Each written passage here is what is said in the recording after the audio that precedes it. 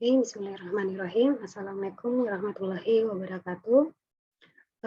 Baiklah teman-teman sekalian, jadi, di materi sebelumnya terkait data mining kita sudah belajar tentang apa itu data mining, kemudian dilanjutkan dengan persiapan data atau step data preprocessing. Nah, mengingat kembali terhadap data mining life cycle itu sendiri, maka setelah dilakukan persiapan data atau data preprocessing, next step-nya adalah melakukan task data mining sendiri, yaitu bagaimana kita bisa mengimplementasikan suatu metode atau machine learning algorithm untuk menjawab business case yang akan kita selesaikan.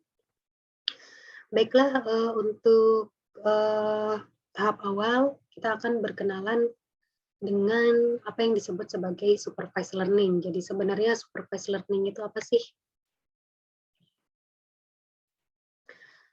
Nah, jadi sebelum kita lebih jauh mengenai supervised learning itu sendiri, ada baiknya kita merecall kembali bagaimana sih bentuk dari suatu dataset. Nah, jadi kita berkenalan dengan struktur dari dataset yang memang menjadi objek untuk analisis kita. Nah, teman-teman bisa lihat di sini ada contoh dataset yang berupa tabular. Nah, di sini ada eh, komponennya yang pertama adalah atribut, atau mungkin teman-teman lebih familiar dengan sebutan variabel. Nah, jadi dari dataset yang kita punya itu ada yang disebut sebagai atribut, atau bisa disebut juga sebagai feature, atau ada juga yang menyebutnya sebagai dimensi. Nah, di sini kalau lihat dari contoh datasetnya, yang disebut sebagai atribut yaitu ada age, kemudian has job, dan sebagainya sampai di credit rating dan kelas. Nah, jadi ini yang kita katakan sebagai suatu atribut atau variabel pada dataset yang kita miliki. Nah, kumpulan dari atribut-atribut ini biasanya disebut sebagai atribut vektor. Jadi, atribut vektor itu berisi satu atau lebih dari sebuah atribut. Kemudian ada satu atribut yang kita sebut sebagai kelas atau target, atau juga biasa disebut sebagai label. Nah, di sini kalau misalkan kita melihat dari istilah yang sering teman-teman familiar, yaitu dependent variable atau ada independent variable. Nah, di sini mungkin age sampai credit rating itu bisa dikatakan sebagai independent variable. Nah, kelas di sini adalah dependent variabelnya. Jadi dalam data mining kita sebut sebagai kelas atau target, atau disebut juga sebagai label. Nah, jadi di sini kalau misalkan nanti kita belajar tentang klasifikasi, maka kelas ini adalah menjadi suatu atribut yang merupakan kelas akhirnya. Jadi apakah suatu data itu akan masuk ke kelas no atau masuk ke kelas yes. Kemudian komponen lainnya pada dataset yaitu record. Jadi kalau data di sini berupa tabular, maka ID 1 sampai 15 ini itu kita katakan sebagai record. Jadi record dengan ID 1, record dengan ID 2, dan seterusnya. Nama lain dari record itu sendiri, ada yang menyebutnya sebagai objek, atau kita juga bisa menyebutnya sebagai sampel, instance, tuple, atau data point. Nah, jadi ini hanya ada beberapa jenis-jenis istilah sebutannya ya, tapi maknanya adalah sama, yaitu satu instance atau merupakan satu record. Nah, jadi data yang sebelumnya saya tunjukkan itu merupakan contoh dari suatu case yang merupakan ada credit card company. Jadi case-nya itu adalah ketika suatu perusahaan ingin menentukan apakah seseorang yang telah melakukan pengajuan untuk kartu kredit baru itu akan disetujui atau tidak. Nah, untuk menentukan apakah seseorang dapat diberikan kartu kredit baru, itu bisa diselesaikan dengan memanfaatkan beberapa variabel karakteristik lainnya, seperti di sini ada age, kemudian ada has job, dan sebagainya, annual sendiri. Jadi variabel-variabel atau atribut-atribut inilah yang akan kita gunakan untuk dapat memprediksi atau memutuskan apakah seorang aplikan atau seorang yang memberikan pengajuan kartu kredit itu akan disetujui atau tidak. Nah, sehingga kelas yang akan dihasilkan yaitu yes or no atau approve or not approve. Jadi apakah disetujui atau tidak disetujui. Jadi ada dua kategori ya untuk tes dari data yang tadi. Nah, sebelum komponen data lainnya yang harus kita pahami kembali yaitu tipe data. Jadi tipe data ini akan menentukan bagaimana data itu selanjutnya akan diproses atau juga menentukan metode apa yang sebaiknya kita harus gunakan ketika melakukan suatu task data mining. Nah, ini juga sebenarnya adalah hanya merecall kembali ya. Saya yakin teman-teman di sini semua sudah mempelajari mengenai tipe data itu sendiri. Jadi yang pertama adalah tipe data nominal. Nah, jadi nominal ini suatu data yang nilainya berupa simbol atau kita biasa sebut name of things atau dalam suatu ilmu computer science biasanya kita sebut sebagai enumerasi. Jadi di mana nilainya itu merepresentasikan suatu kategori tertentu atau state tertentu. Nah, sehingga tipe data nominal ini juga merupakan bagian dari tipe yang disebut kategorik.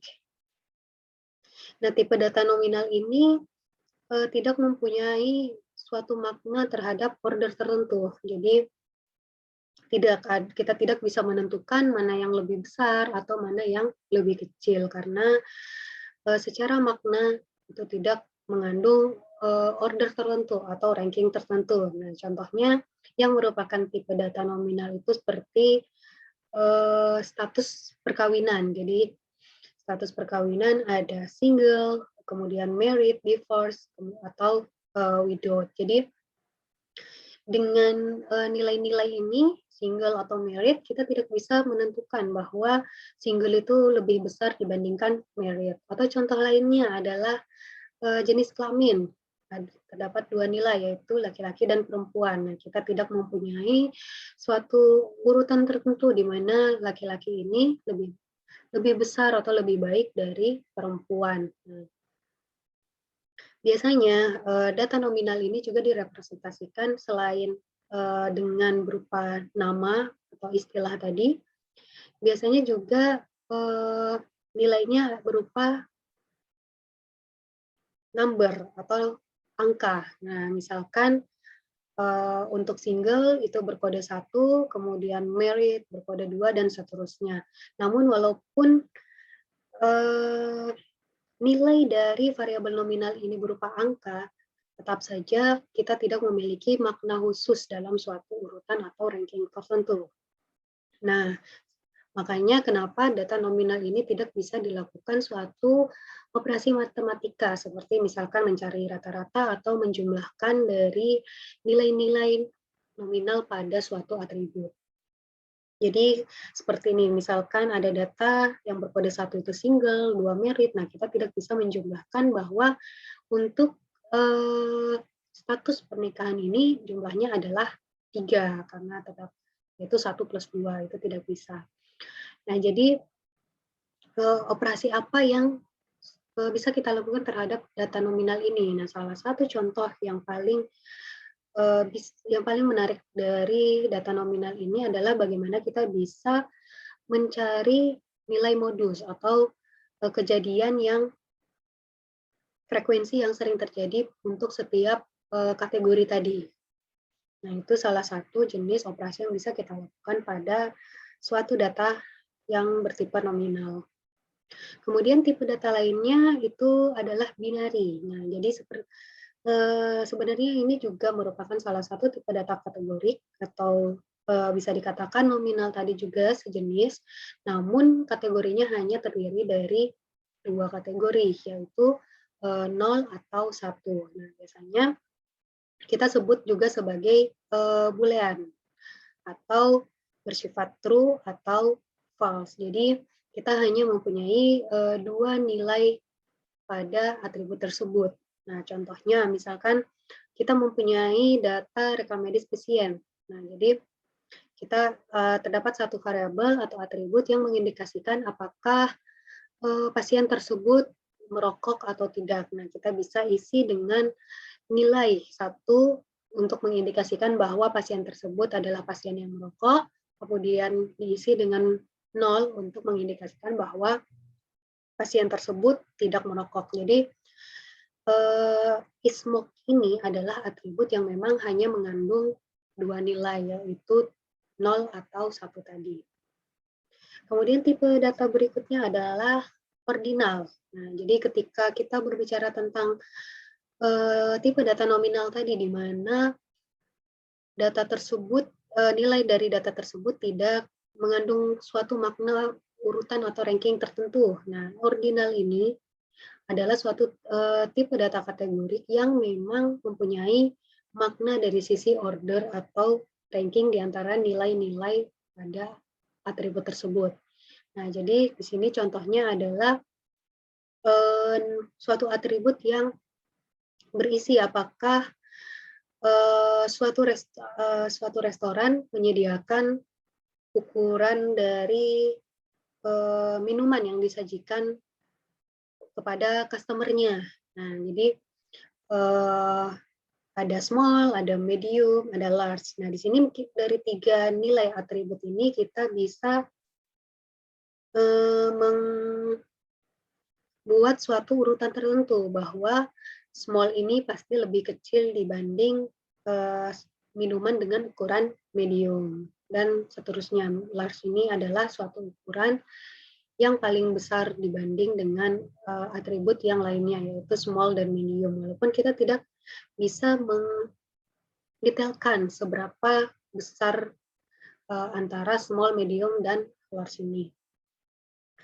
Tipe data lainnya yang terakhir yaitu numerik. Nah, jadi di sini ketika ordinal dan nominal tadi itu adalah ukuran yang bersifat kualitatif. Nah, numerik ini adalah tipe data yang memang kita bisa mengukurnya atau kuantitatif. Nah, jadi biasanya tipe data numerik ini direpresentasikan dengan suatu bilangan real atau integer. Jadi kita jelas ya tipe data 1, misalkan umur, ada nilai umur 3 tahun, 10 tahun, dan seterusnya. Nah, itu adalah tipe data numerik. Atau contoh atribut numerik lainnya yaitu pendapatan. Nah, jadi nilainya ada 10.000, ada 20.000, dan seterusnya.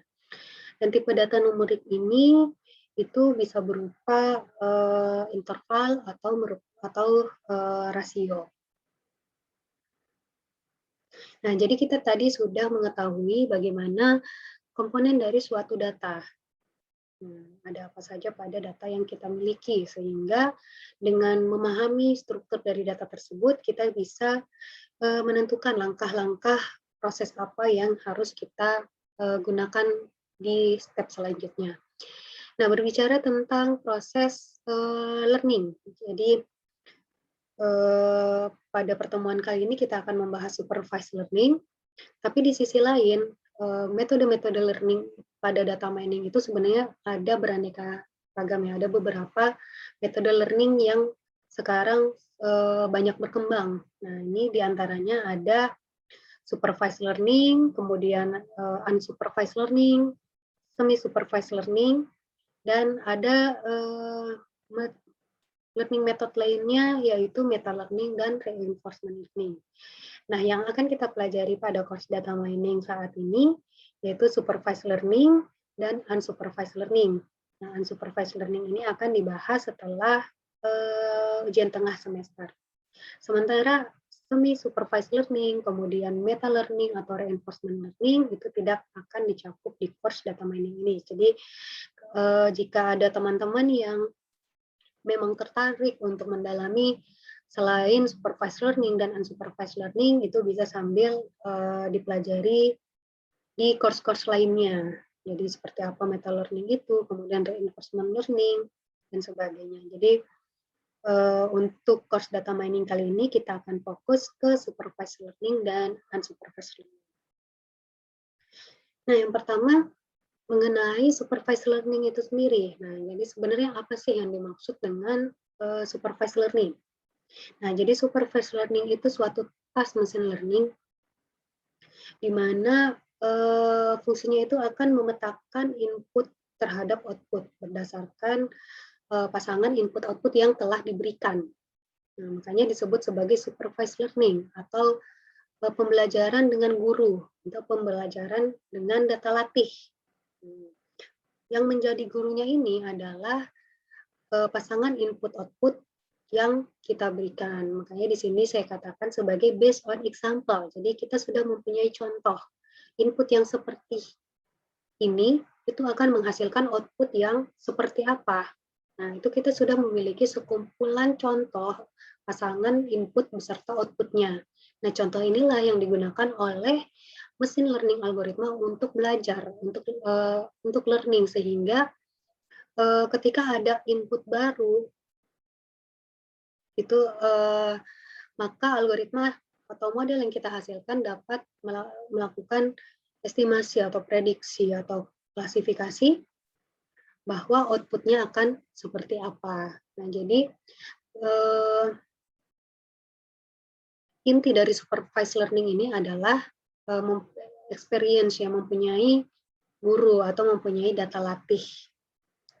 Jadi apa saja yang merupakan supervised learning. Nah, jadi mungkin kalau teman-teman masih ingat di pertemuan awal pada saat pengenalan data mining, saya menjelaskan ada beberapa task data mining yang bisa kita lakukan, seperti ada estimasi, kemudian prediksi atau forecasting, ada klasifikasi, kemudian yang lainnya itu ada clustering, ada neural network dan sebagainya. Maka yang termasuk dalam supervised learning ini adalah estimasi, kemudian ada task prediksi atau forecasting, juga classification. Nah, jadi ini simulasi ya bagaimana supervised learning itu bekerja. Jadi kita mempunyai suatu data latih tadi yang sudah diterapkan algoritma tertentu sehingga menghasilkan suatu model, sehingga ketika ada data baru, misalkan di sini teman-teman bisa lihat ya ada variabel edge yang bernilai yang, jadi ini adalah data baru yang akan kita prediksi kelasnya itu akan jatuh ke kategori yang mana ketika atribut edge-nya itu bernilai yang, kemudian has job-nya bernilai false, on house-nya bernilai false, dan credit rating-nya itu good. Apakah kelasnya ini akan bernilai approve atau not approve, yes or no. Nah, itulah yang akan dilakukan oleh supervised learning. Nah, ini merecall kembali apa yang saya jelaskan pada slide sebelumnya, yaitu bagaimana kita dari data yang ada akan melakukan suatu supervised learning. Nah, tadi adalah bagaimana algoritma itu akan melakukan mapping antara input terhadap output. Input yang seperti apa, outputnya akan seperti apa. Sehingga di sini dari data yang saya contohkan, yang akan menjadi input, variabel yang dikatakan sebagai input itu adalah age, has job, hingga credit rating. Nah, bagaimana nilai variabel-variabel age hingga credit rating ini, outputnya itu adalah kelas atau target tabel, sehingga algoritma akan memapping dengan age sama dengan yang, dan seterusnya credit rating itu fair, maka output yang dihasilkan adalah kelasnya yaitu no. Nah, jadi secara garis besar proses atau step-step yang kita lakukan pada supervised learning itu ada dua proses. Yang pertama adalah learning atau disebut sebagai training. Kemudian proses berikutnya yaitu testing. Nah, learning atau training ini, nah seperti yang saya katakan tadi bahwa supervised learning itu adalah suatu proses yang kita memiliki data latih atau guru yang akan memberikan pembelajaran. Nah, sehingga atau data input tadi yang bisa kita gunakan untuk memapping input terhadap output-nya.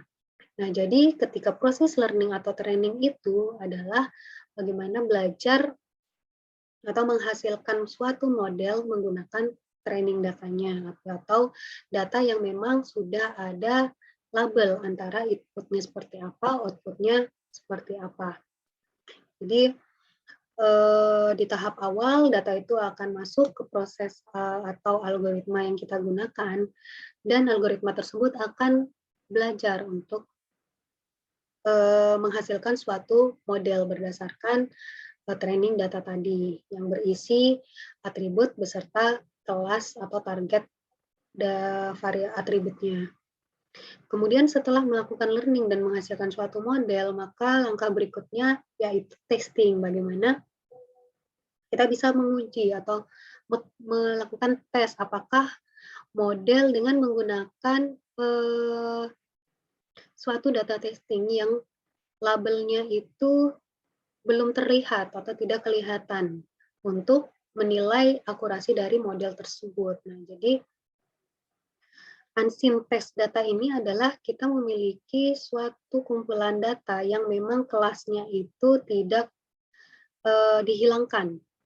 Jadi kalau misalkan ini ada data 1 sampai 15. Nah, misalkan 1 sampai 10 ini kita sudah datanya kelihatan ya bahwa data tersebut memiliki kelas atau target apa.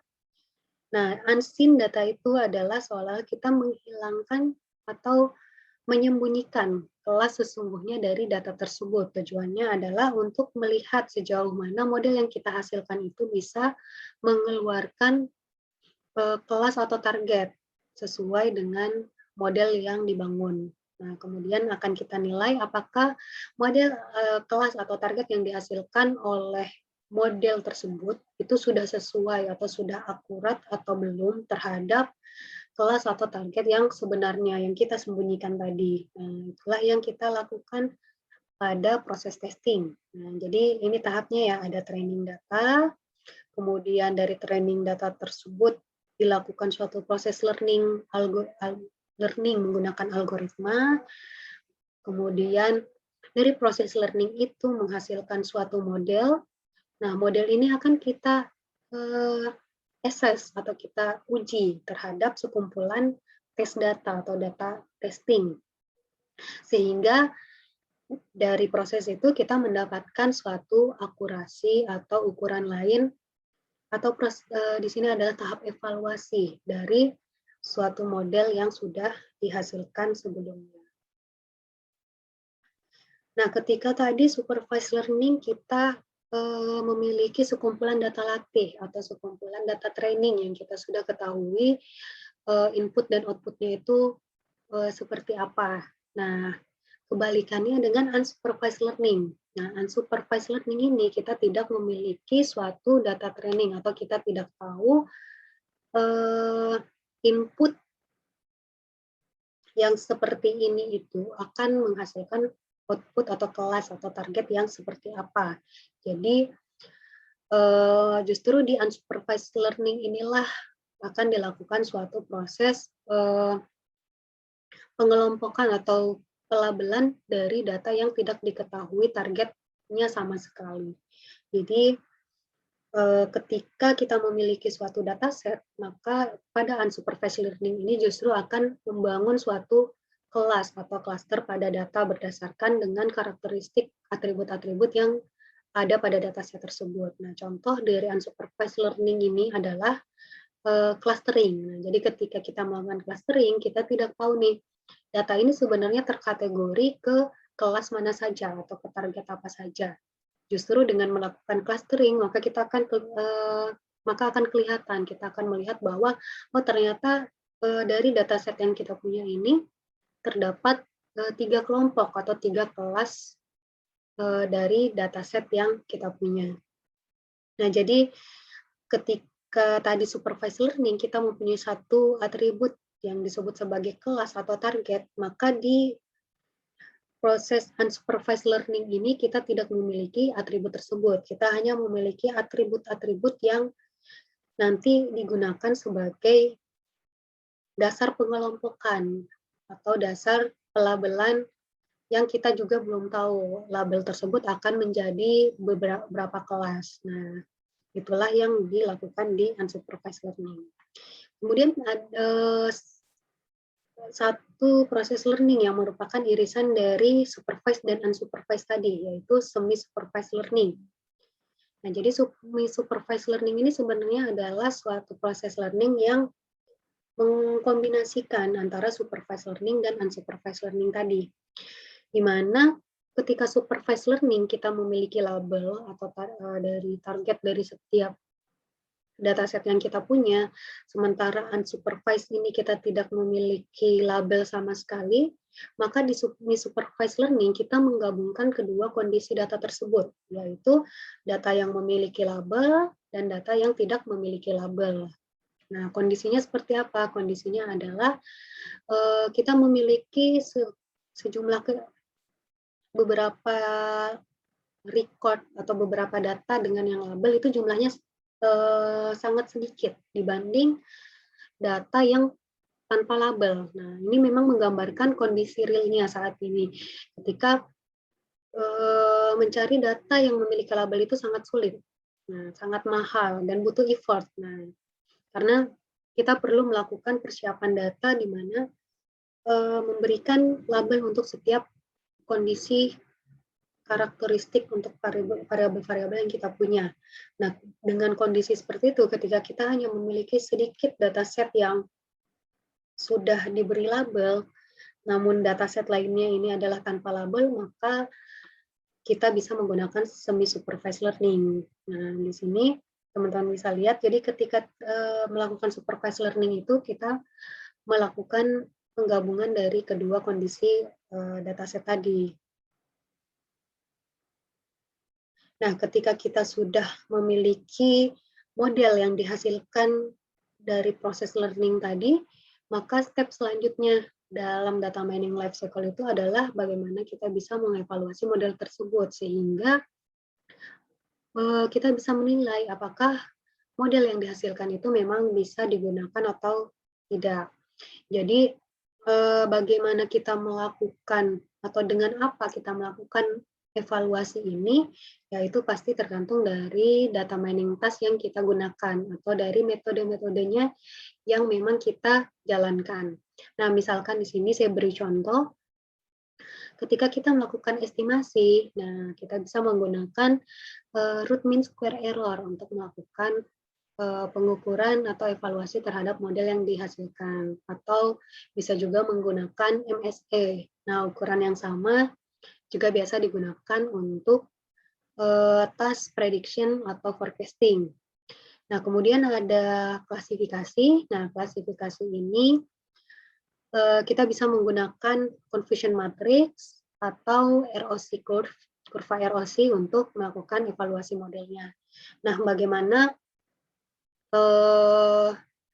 kita bisa melakukan evaluasi model dengan menggunakan metode-metode ini, seperti misalkan confusion matrix, kurva ROC. Nah, itu nanti akan saya jelaskan di video yang selanjutnya setelah video ini.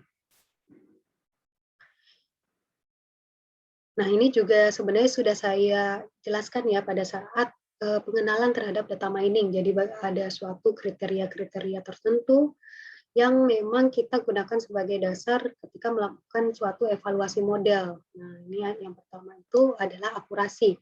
Jadi, sejauh mana ukuran atau model yang kita hasilkan itu bisa mengkorelasikan hasil dengan atribut-atribut yang ada pada data. Sehingga, jadi,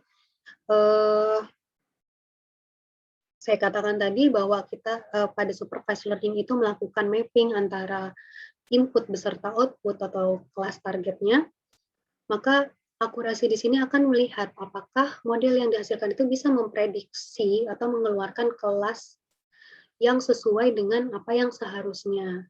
Jadi ketika dengan kondisi atribut yang ABC yang seperti ini, kemudian model itu mengeluarkan hasil bahwa kelasnya adalah kelas A. Nah, A ini apakah memang sudah sesuai dengan yang sebenarnya? Nah, disitulah yang akan dinilai dari sisi akurasi.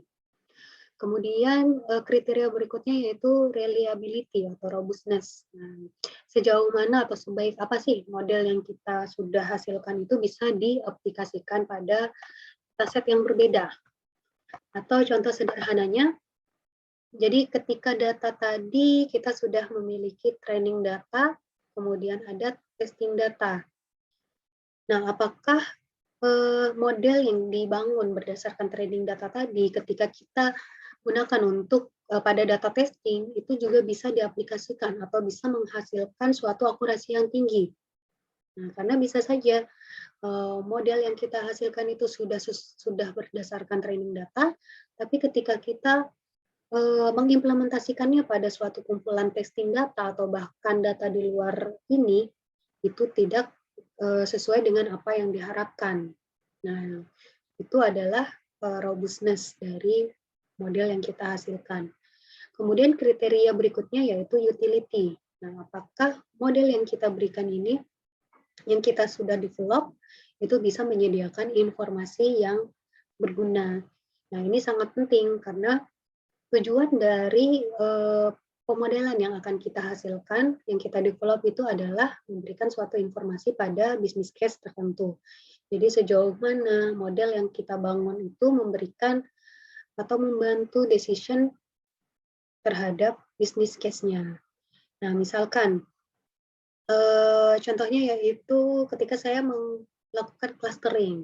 Apakah model yang saya hasilkan atau cluster yang dihasilkan ini bisa memisahkan antara cluster satu dengan cluster lain. Nah, karena harapan kita dalam melakukan clustering itu kan kita bisa melihat atau adanya pemisah yang jelas antara cluster A dengan cluster B. Nah, apakah proses clustering yang kita lakukan itu bisa memberikan informasi yang jelas kepada penggunanya bahwa terdapat cluster 1 dengan cluster 2. Nah, sebaliknya ketika cluster yang dihasilkan justru tidak bisa memberikan pemisah yang jelas. Nah, ketika divisualisasikan kita juga tidak tahu nih batasannya, mana cluster 1, mana cluster 2. Nah, berarti proses data mining atau proses clustering yang kita lakukan itu tidak memberikan informasi yang berguna terhadap bisnis case tertentu. Nah, model yang ideal adalah model dengan yang memenuhi ketiga kriteria ini. Tapi pasti pada case-case tertentu itu akan sulit dicapai dengan tiga kriteria ini dengan maksimal ya. Maka bagaimana kita bisa menyeimbangkan ketiga kriteria ini untuk model yang kita hasilkan, atau bahkan mungkin akan akan menitik beratkan kepada satu kategori tertentu, kriteria tertentu. Jadi mungkin saja kita akan memenangkan akurasinya dibanding reliability-nya, atau sebaliknya. Model yang kita ingin hasilkan itu justru harus memiliki robustness yang tinggi dibandingkan akurasinya, dan seterusnya. Nah, nanti di video berikutnya saya akan menjelaskan lebih detail terhadap metode-metode evaluasi yang dapat kita gunakan pada supervised learning, khususnya untuk klasifikasi. Nah, sekarang saya ingin memberi penjelasan mengenai public dataset apa saja sih yang bisa kita gunakan untuk melakukan pembelajaran data mining ini. Jadi teman-teman bisa memanfaatkan dataset-datasetnya untuk latihan bagaimana melakukan suatu proses data mining. Jadi yang pertama ini ada machine learning repository.